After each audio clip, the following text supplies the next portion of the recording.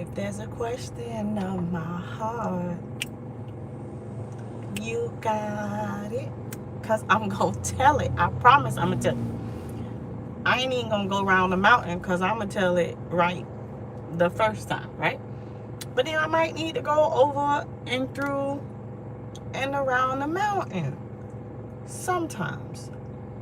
Because sometimes the part of your story you need to tell is the one that you got to learn to live, right?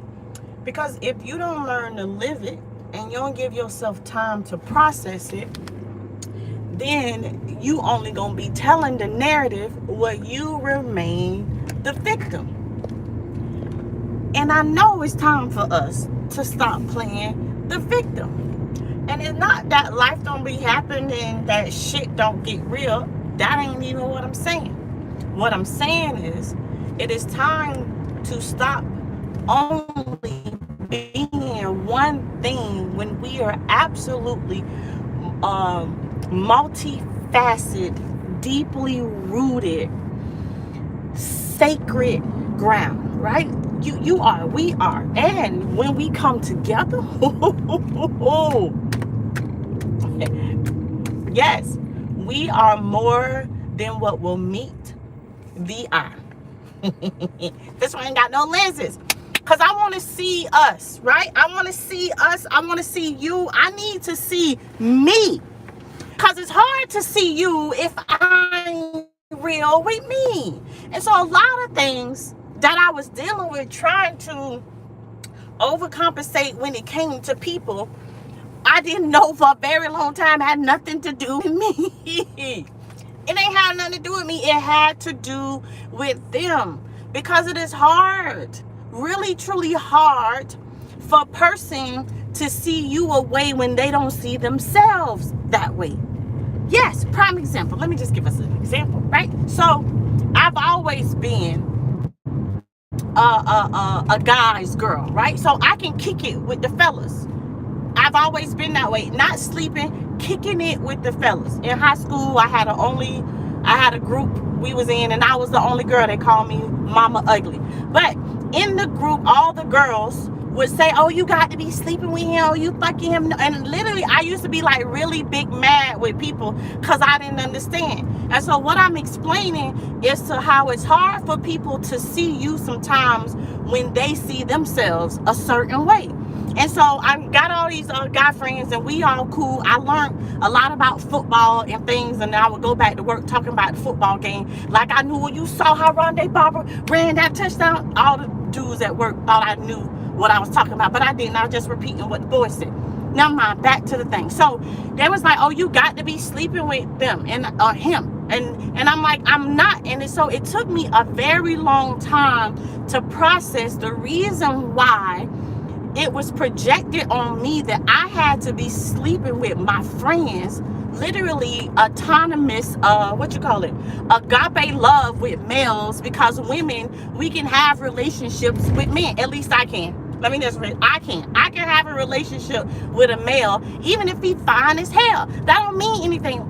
That's a whole nother thing. So what I realized is that the person projecting on me what they were not able to do.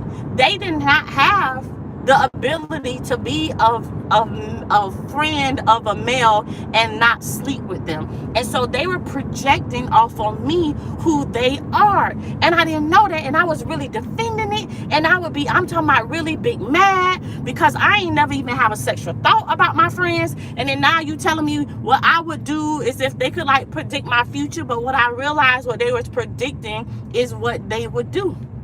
That's what they was predicting.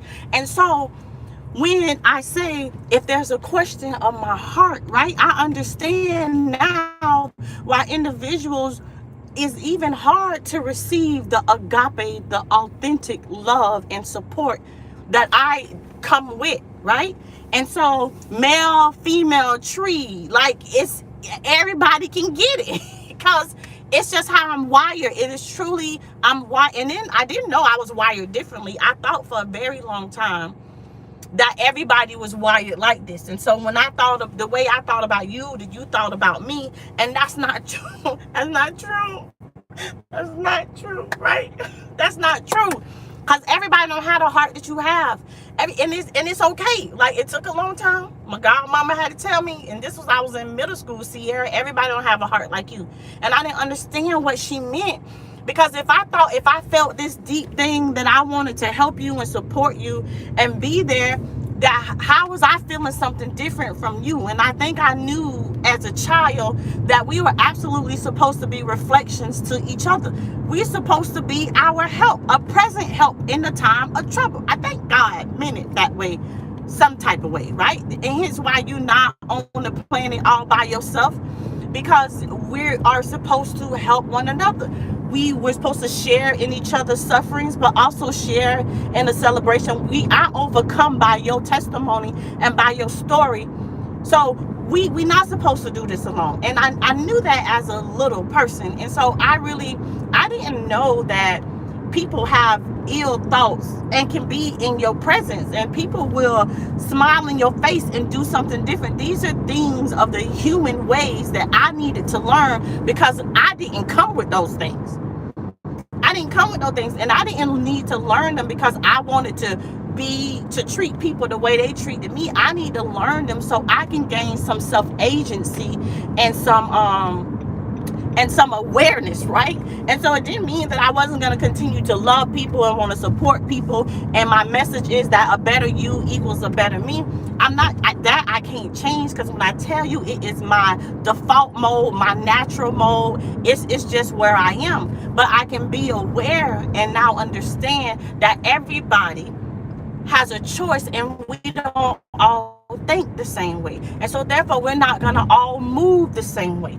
I beg to differ when we got to saying that you can't get you out of people, because I really think I can get me out of people. The way I love, I think I can get that out of people once they allow themselves to communicate from the real space, right? Not just from being angry. And this one, I ain't taking away it, but I started this off in saying that we are deeply multifaceted, sacred beings, right? And so we can absolutely feel more than one thing at the same time. And so although I might bump my toe on the edge of the couch, I am still in the house. I'm still feeling the air condition. The TV still going. So there's other things happening while something has happened. And what we've done is that we only feel one thing. We become surface level. Martin Luther King got a quote about it. Martin Luther King said that we're almost on a universal quest. Like, we seeking out only to be surface level. I'm only going to be mad. I'm only going to be heartbroken. I'm only going to be angry. No. Even in your anger, there is so many other amazing things happening to you. And so I like to make it real, because sometimes you'll think what you might see in my background or what you might know about me separates us, and you might think that you're a little better than me. It shut me down, and I'm back. So that's what, listen, I'm telling you, when I am in the space, my frequency messes with the technology. We are frequency. You are a frequency. We the algorithm. And so when we talk about we the algorithm, and literally what you click on, it becomes powerful. So be mindful of what you're clicking on. But back to what I was saying. We have become surface level, right? When we are deeply rooted and connected to everything that's around us. And so we forget this sometimes, because the one experience that we really remember is this human experience. But we've had other experience because we were spirit way before we put on flesh. Before you put on flesh, you were spirit, right? And so it's just the spirit inside of the flesh, and your flesh, your eyes, your ears, your nose, your vagina, your all these other parts. This is a vehicle to move the spirit around this planet and this earth and this realm for you to do some amazing things. Why you not doing those things? Why you just mad? Why you just angry? Why you only making money? only, right? And so I'm saying, don't get caught in only doing one thing when you are a multifaceted divine being. That is the message. Don't get caught of just seeing it one way, and especially the way that was given to you to see. Especially the feelings and the genres that was given to you. I've been listening to Karen Hunter, y'all. Shout out to Karen Hunter. You can find her on Sirius XM. She also on YouTube. Tell her Sierra sent you. I'm gonna introduce myself shortly. But so, yeah, Karen Hunter talks all about us, that we are the algorithm, and so we will change a lot of things depending on what we are paying attention to. And then why don't we question things? Like, this is the era and the time to be questioning things, even your own thoughts. Question your own thoughts, and that's a big one. I know, because I didn't know that was okay. Like, right, that your mind will deceive you, especially if you've been broken, especially if you have some type of trauma, especially because you human. Your mind will play tricks on you. And